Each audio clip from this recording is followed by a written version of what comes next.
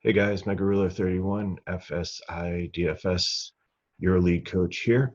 Just wanted to go over some notes with you guys for today's slate, 12-3. It's a 5-game slate starting at noon. I wanted to introduce a new tool that I've created on our sheet. It's a look at defense by position and overall. So as you can see, here's the rankings for currently how defenses are, 18 being the worst defense or the best one to target, one being the hardest defense or ones that you might want to avoid. Also have it broken down by position for guard, for small forward, for power forward and center, and also by stat category too. So as you can see, for example, here, Fenerbahce is a team that gives up a lot of rebounds, but Zalgiris is not. So I'll be referencing this a little bit as we quickly break down this slate. Okay, first game starts at noon. There's actually two of them locking at noon, but the first one we'll talk about is Olympiacos and CSK. Olympiacos had a bunch of guys out last round due to COVID. Harrison is still out with the injury, and most of them should be back. There weren't many really key players out, but we've seen a 50-50 split kind of when people have come back. They've sometimes been fine and had really good games, and other times they've struggled a little bit, like Milutinov, to get going. So first, I think the safest cash play in Olympiacos is McKissick. He seems to be decent still with Harrison out. Spanulis, with his role and price, is still good in cash. It seems like his price is a good value for that, but his upside's low. Salukas, GPP's got the talent. One day he'll go off, but I don't think I'm playing. I'll probably miss that day, but I'm okay with that. I'll try to beat him in different areas. In the front court, if Gene Charles comes back and gets his starting spot and he's only at 4,300, he only needs 10 DK points for value, and that's not asking much. He's had in the 20s, and if he gets that, that's 5x. So that's a really good value play there if he's starting. Rest of the front court, G Print, K Papa, Vez, and H Martin, they're all GPPs.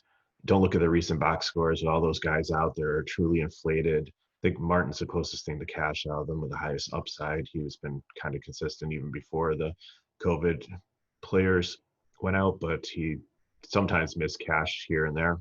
And Vez has been decent also. So if you need a last guy in and they fit in the price range, go for it. CSK on the other side, James has been red hot. He's the MVP of the month of November. He's a good cash play to pay up for. The three front court starters, Clyburn, Shigelia, and Moltivnov, have been solid enough for cash too. I like them. If we look at Olympiacos, they're middle of the road defense. They're a little bit tougher against forwards, but I think this Russian team is just so talented that they'll be fine. I like him in that order. Clyburn first, Shigelia second, and Moltivnov third. Seems like Moltivnov has cooled off a little bit, but his price tag has gone up, so he's not as high of a priority as it was a couple rounds ago when he was underpriced. Okay, moving on to the next game. That would be also starting at noon. So that's going to be Fenerbahce against Zenit. Fenerbahce is up against a slower team with one of the best defenses in EL. If you look here, they ranked fourth overall, second against guards, and fourth against forwards. So really going to have to think about targeting Fenerbahce players in cash. This makes Brown and Muhammad GPP plays.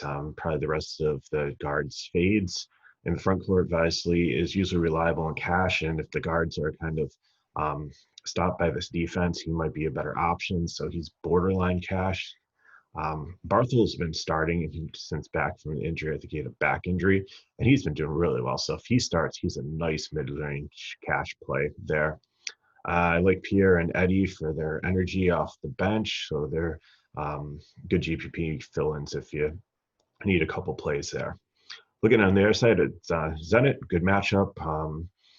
Fenerbahce, as you can see here, ranks 15th in defense, 15th versus guard, 14th small forwards, and 13th center. So towards the bottom end, definitely some good matchups there. So the guards, Pangos and Hollins, if he's starting, I like in cash. Hollins could have a 3x ceiling. Pangos, a little bit more effort, could get up there also. He's seems to be a double-double machine. He just gets there in points, but he often gets there in assists. Will Thomas and Gaditis have been solid cash plays at the forward spot. Zubikov is only 48, and he won't start, but he usually gets 12 off the bench DK points, and that hits value and right there for a cash if you're trying to jam in a couple studs up top. Polythres and Pontica, they seem to trade good games on and off. They're GPP plays because it's just so hard to pin down who's going to have the one that does well. If you're going to play one of the two, I'd lean towards whoever's starting. Okay, so then we get a little bit of a time break, and the next game comes up. I believe it's at 2 o'clock or 2:05. That's CZV and Maccabi. So this is a big pace up game for Zvezda. If you look at Maccabi defensively, they're towards the better end. But with the pace up, I think Lloyd is the only pure cash option after a bad game last round. I think a lot of people will be off him. His price went down a little bit, but not too much. But I like him because it's the pace up game. Not saying he's a priority, but he's somebody that I think is playable. Hull is questionable again, so that's going to be a big thing that we're going to need to look for news-wise. If he's out when Walden starts, he's definitely a cash play. He did great last round. It was great upside. At center, Kuzmic was back in last time over Terry. I mean, if Terry starts, he's a cash play. If Kuzmic started last round, he's come around and had 2 good rounds in a row. So I don't entirely trust him, but I think he can hit value. So if he starts again, borderline cash play. But his price is low enough that Kuzmic you consider value.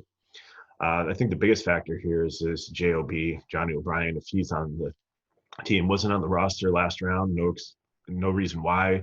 Doesn't look like it's an injury. We don't know what's going on with that, why he was absent. So if he comes back and he starts, consider him as GPP because we don't know what's going on. If he's not on the roster, then I definitely like Terry and Kuzmic much better. If he is there, then I think, there's a lot of options on this 5-game slate. I'd go elsewhere. Davidic and Reith might be value plays for the guards if Hall is out. Doblik and Rochesky could be value plays. Doblik has played much better than Rochesky recently. Rochesky, he's been up and down. He's been like peanuts, like only getting like a couple points, and then I think it's like ceilings like 12 to 14, which gets you there in value. But at Dobrik, he's in the high teens or low 20s recently, so that's pretty great for his price. But then again, we don't know if he's going to repeat it or not. And I think it all is based on if Hall's there or not. So keep an eye on that. Flipping to the other side of the matchup, Maccabi. Zvezda is middle of the road defensively. They do not give up a lot of rebounds, but they do give up some blocks. Will Beckon is definitely safe for cash. He's been double-digit DK points almost every single round this season, so definitely one that I would look at. So probably playing he or James to start my guard lineups. Maybe try to get both if I see some value to put in other places. Brian has played well too, so he can be a cash play. Dorsey has been all over the place, up and down. So GPP definitely has the potential, but don't know if he's always going to bring it. C. Jones has kind of faded away, and I think maybe DeBartholomew coming back has something to do with that. So Jones would only be a GPP play in my mind, but he's trending towards a fade. The front court starting at 6K flat. Well, starting or not starting, Bender at 6K flat is a value cash play. He has a role, whether it's starting or coming off the bench. He's done really well despite whoever's been in the lineup. So he's definitely one that I consider if I'm trying to put like 2 studs up there, 6K, you know what you're going to get with him. Calero is a YOLO GPP play. He's boom or bust. There's sometimes he'll have 30, 40-point game. There's sometimes he'll have like single digits. So he and K-Man I consider like the scratch-off lottery tickets. You never know what you're going to get with them. You could win big or you could be very disappointed and lose a lot of money. With Hunter back, his games have declined. I think both of them are GPP matchups, even though, especially with the rebounding factor that they don't give up that many rebounds. You might get a couple blocks out of them, but I think that helps you more in FanDuel than it does on DK. They have some floor, but it's slightly below the cash line. Okay, 4th game, Panathinaikos and Milan. They both played on Tuesday, and they're playing here, which is just like the same as another double week. And I think if you look at some of the rotations and some of their game last time, it was apparent that they knew that they're playing 2 games in 2 day or 3 day periods. So they took precautions on that, and I think you might see a little bit of that too. So we'll just have to see what the rosters look like and see if there's any surprises. Panathinaikos, it seems like the pricing was way off on Tuesday's slate. You get some very deep discounts here. Milano is decent defensively versus guards, but not elite. So I mean, they're definitely. So it seems like they're not as good against forwards, but against guards they're a lot tougher. But Nedovic, he's 2,100 cheaper. I think he's a cash play. I think he can get back to where he was before. Asvel, one of the biggest things is Nedovic is a good 3-point shooter. And, if we look here on the chart, it just pops right out here. Asvel is the #1 team by far in preventing 3-pointers. So, but now they go up against Milano, who's like more middle of the road there. So I think there's more opportunity. So I think Nedovic gets back to where he should be. St. Rue should also be looked at in cash. He could have a 3x floor at his price. He's gone down also. If Kela Zacic or Max start, they could be value play at their prices. Kel is so cheap that he only needs 8 for value. So again, you're trying to stack if you want to go like crazy and go like Nedovic, James, and Will back in like the same lineup, then he'll definitely somebody that you can put in. Well, actually, you couldn't because he's a guard. But if you wanted to go like 2 studs and like pay up a little bit more forward, he's and GP lineup, he's somebody that you can look at for that. So again, Milan is really stingy against forwards. So G Papa has been consistent. I Papa has been too, but he was down a little bit last round. I look both in cash today again. KMIT, GPP as always, the scratch up lottery ticket. There's games he's gotten 40, there's games he's gotten 4. It's, you never know what you're going to get there. Did play decent last round. White could be my favorite value play on the slate if you're looking at like consistency and, risk versus reward. He's consistently at 9 to 11 DK points. He, again, is another person that has a solid role. That's 3x value at his 3,600 price tag. If you see him starting, then he might be somebody I'd definitely lock in. Looking at their side, Milano, everyone is healthy on this team. It seems like they were rotating last time out. They started Brooks, Tark, and Mikoff.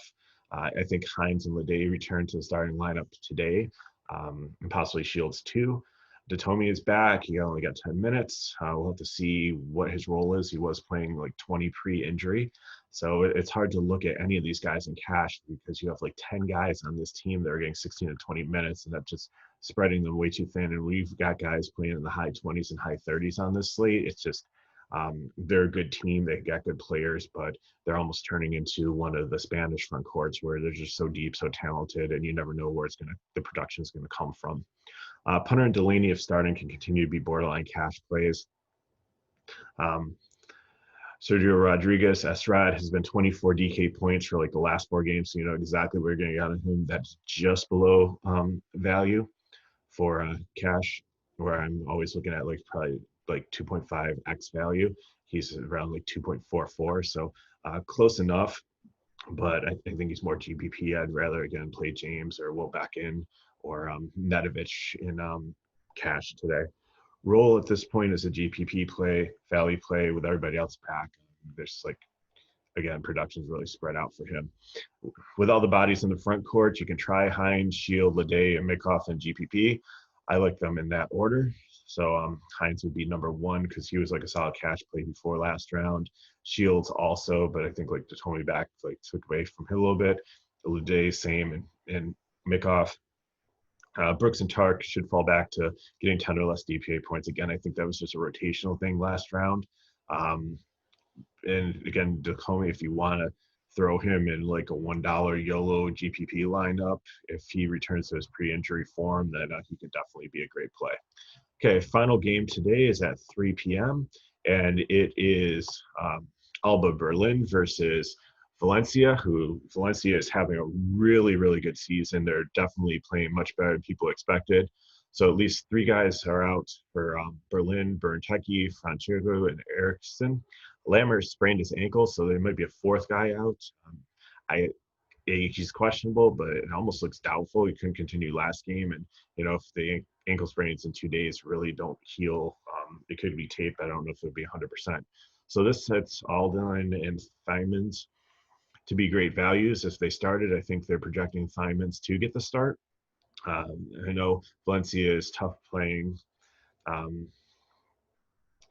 team to play, but the minutes that they're going to get, even in a hard matchup, could put both over 3x. And so if one of those two starts and we see that Lammers is out, I'd definitely like to put one of those in my line. And the hard thing is the last game, so you might have to do some creative roster construction, put them in the utilities and have somebody in mind to flex to if that's not the case, or have two players in this game, so then you can have a couple combinations that you can quickly go to, because again, sometimes we only have 90 seconds when we see the roster and see who's starting before the game starts to make these decisions. I thought Giffey would be benefit from Fontiacchio being out last round, but he didn't. So he's a GPP, but he has 30-point games, so he definitely has the upside there. It's just whether it shows or not. Sigma and Silva have been playing better, and this game has a high total. I think there are safer plays on the slate, but they definitely have upside. This team might be a nice team to stack in a GPP. Then you don't have to worry about who's playing. You have multiple combinations that you can make. So just play a 1-1 off and then stack on both sides of this. And it could be definitely, with a high total, would be very rewarding. Late game hammer for you there. Low and Granger, even though Granger had a down game last game, he's been super consistent in cash. And I think both of them are considerable in cash if with Eriksson still out. Okay, finally, looking at Valencia, this is a great matchup. If you look at it, the Alba Berlin is one of the worst Ds, especially worst guards. They're 16 out of 18th, 13th out of 18 for small forwards, 15. They give up a lot of turnovers, so there's a lot of opportunity for steals there. They give up assists. They give up probably the most doubles out there. They're pretty high on points, so they play at high pace, a lot of possession, and a lot of fantasy points available against them. So I love Preppernick again. If he gets a start, last round out, he kind of really scared us. He had a very bad first quarter, didn't start, but then the fourth he caught fire, went ham, and he eventually got there. SVR looks like he's back to form, so if he gets a start, problem with the backcourt this year and last year is they're so deep, but having Stastre out still and Markovic, I think that helps them. So Prepperlick and SVR, if they start, definitely people I look for in cash, feel really good about them. Love the matchup. Hermanson too.